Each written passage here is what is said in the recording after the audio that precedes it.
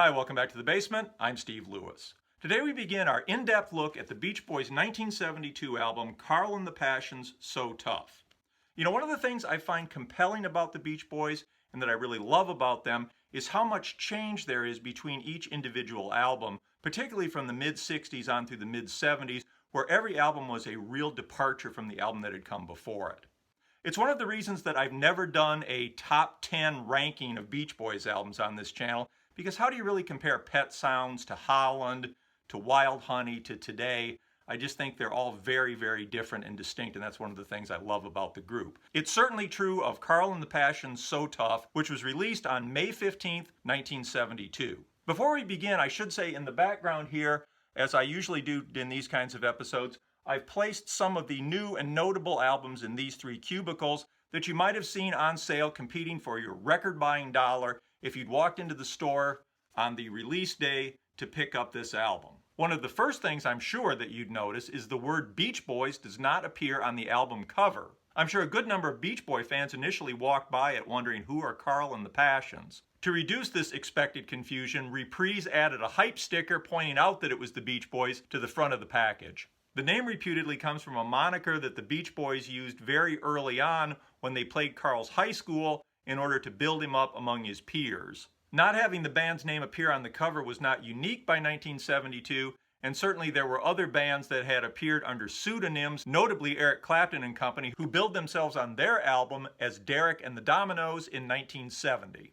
This oblique approach to billing the band would have been particularly cool in the early 70s, like the band had gone underground and you had to be kind of hip to know that this was actually the Beach Boys. To paraphrase John Lennon, got to be good looking because they're so hard to see. The second thing I'm sure you would have noticed about this if you'd gone in to pick it up on that release date is the fact that it's a double album. And I'm sure initially you would have been confused by the fact that it's packaged with the 1966 Pet Sounds album. We'll talk more about that later. The third thing that you'd probably notice about this album wouldn't be apparent, at least to US buyers, until you got the album home and opened up the gatefold sleeve. Former members of The Flame, Blondie Chaplin and Ricky Fataar, had become official Beach Boy members on March 16, 1972, 2 months before the album was released. With information difficult to come by in those days, unless you had happened to see the band live, it was very likely that the first time you were aware of the personnel change was when the album was released. And unless you were extremely well informed, you were probably wondering who these new guys were. You might be aware that they were half of the band that Carl had produced an album for early in 1971, or maybe you had caught them as the opening act for the Beach Boys on their European tour at the end of 1970, but most likely it was a complete surprise, and Blondie and Ricky at this point were complete strangers to Beach Boy fans. You might also have noticed another personnel change. Bruce Johnston was no longer in the lineup. Bruce's only appearance on the album is among the backing vocalists on Marcella. Most of the album was recorded shortly after Bruce left the group on April 10th. In an interesting look at what might have been, there's a quote from Bruce in early 1972, reprinted in Endless Summer Quarterly issue 139, in which he says the new album will be called Gasoline Alley, and his song 10 Years of Harmony will be on it. Bruce's song, a tribute to the now decade-old Beach Boys, will finally be released by Bruce in 1974 under the California Music moniker as 10 Years Harmony. It will be the B-side of California Music's Don't Worry Baby. And a reworked version of the song, of course, will appear as Endless Harmony on the 1980 Keepin' the Summer Alive album. Certainly it would have been a very different album had Bruce remained part of the group. Interestingly, even at this very early stage, Bruce says that the new album will come packaged with a reissue of Pet Sounds. As with the Friends album, one of the things that I've read in many reviews mentions the short running time of Carl and the Passions, and as with Friends, that's true in comparison to other rock albums of the era. At 34 minutes and 12 seconds, it's about the average length of an early 70s Beach Boy album. It's 2 minutes and 43 seconds shorter than Sunflower, and 23 seconds longer than Surf's Up. It's 2 minutes and 8 seconds shorter than Pet Sounds, but 4 minutes and 26 seconds longer than the second longest Beach Boy album of the 60s, 2020. With only 8 songs, it's got the fewest tracks of any original Beach Boys album. On average, the songs are longer than the typical Beach Boys songs. It's as if they've adopted the modern rock song length, but but kept the short running time of a typical Beach Boys album. You do kind of get the feeling that some of the songs are long in order to pad out a deficit of material. The adjective that I run across most often in reviews of this album is disjointed, and that's certainly an understandable impression. Still, the 8 songs break down very neatly into 4 groups of 2. After being completely shut out on the Surf's Up album, Dennis is allotted 25% of this album, with 2 tracks co-written by Daryl Dragon.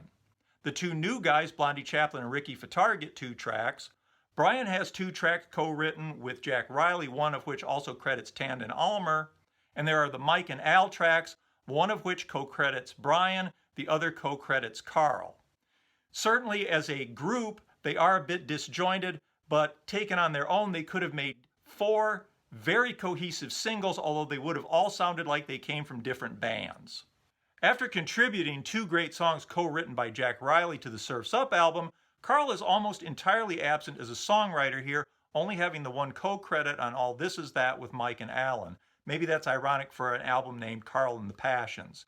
Still, everyone seems to agree that Carl was the driving force behind getting the album done. With the possible exception of Dennis's Make It Good, where Carl may or may not have contributed Moog's synthesizer, he plays on every track on the album, the only member of the band to do so. He was deeply involved in the production too.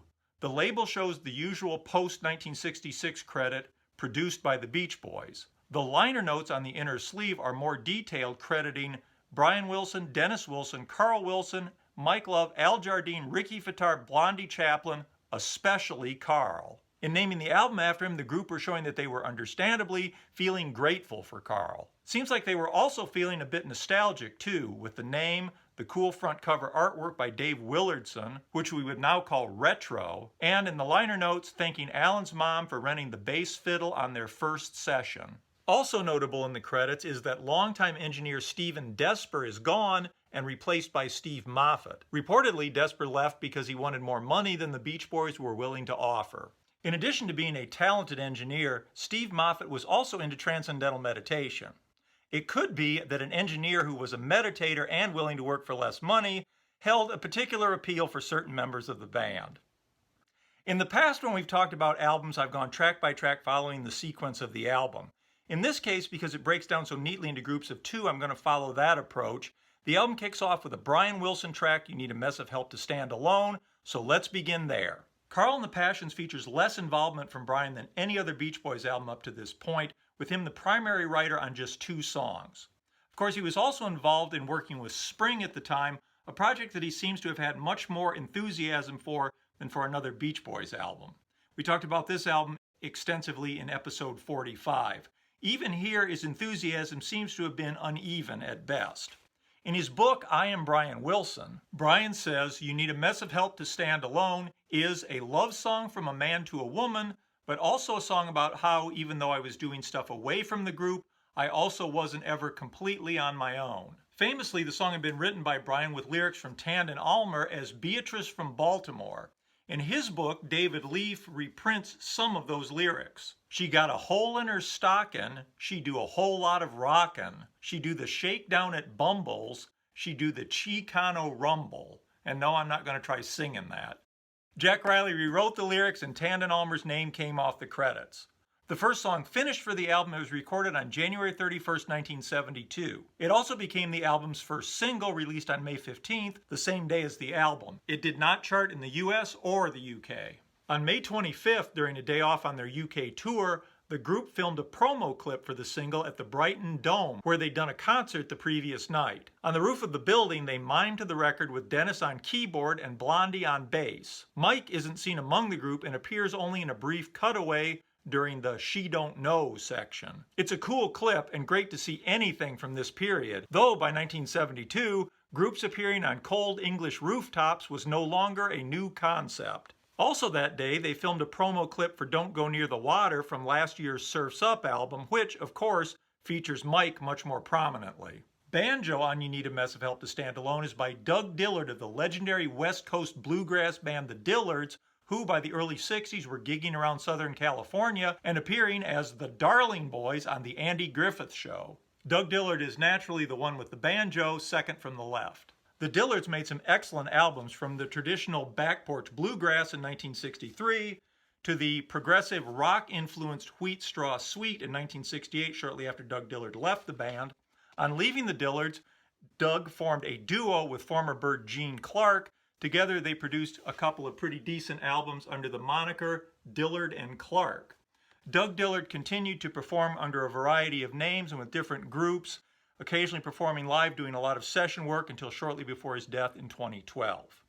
Violin on You Need a Mess of Help to Stand Alone is from Gordon Marin, who was in the short-lived experimental rock group United States of America, who released one album in 1968. That's Gordon at the top.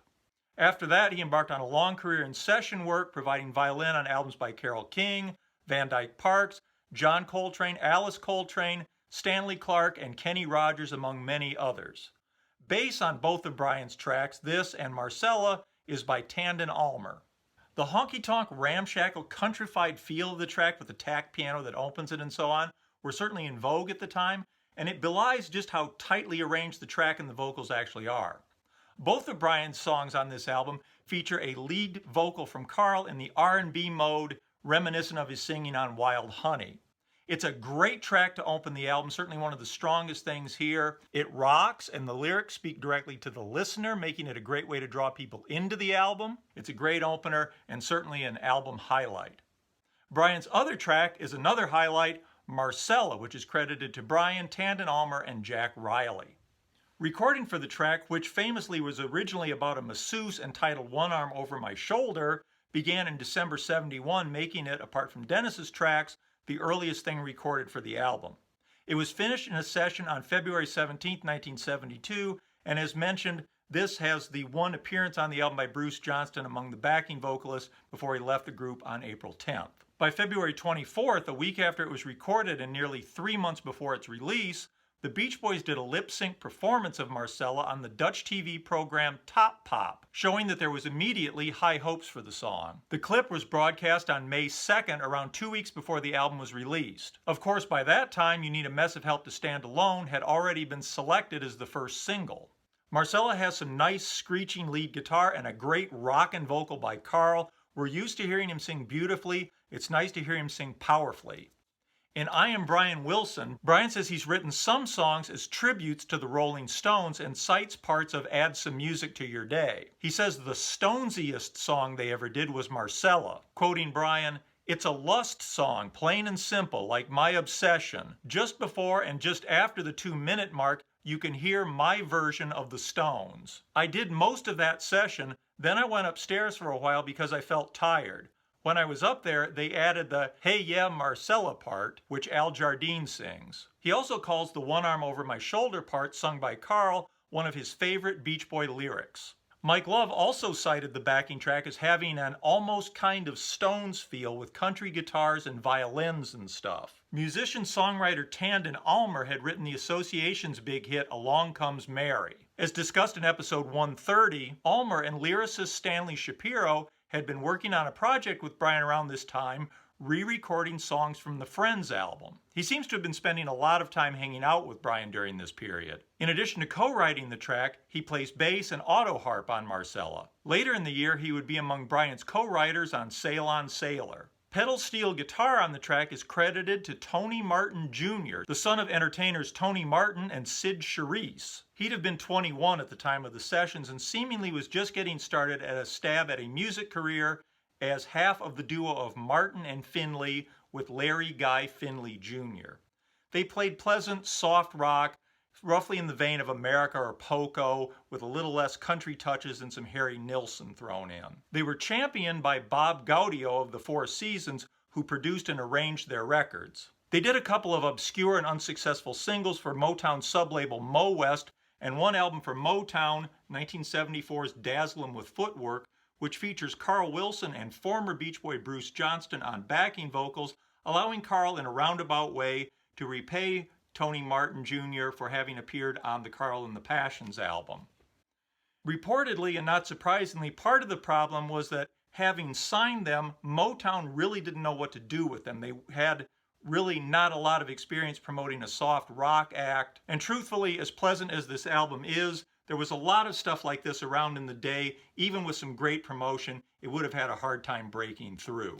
Tony Martin Jr. seems to have done one additional single as a solo artist. The Bob Gaudio produced Nina in 1975, which also failed to make much of an impact. Tony Martin Jr. also played on Harry Nilsson's Flash Harry album, which was released in 1980 in Japan only. He passed away in 2011. Marcella became the second single from Carl and the Passions, released on June 26, 1972, about 6 weeks after the album was released in the US only. Unfortunately, like You Need a Mess of Help to Stand Alone, it didn't chart. I'm really surprised they didn't go with Marcella instead of You Need a Mess of Help to Stand Alone as the lead-off single.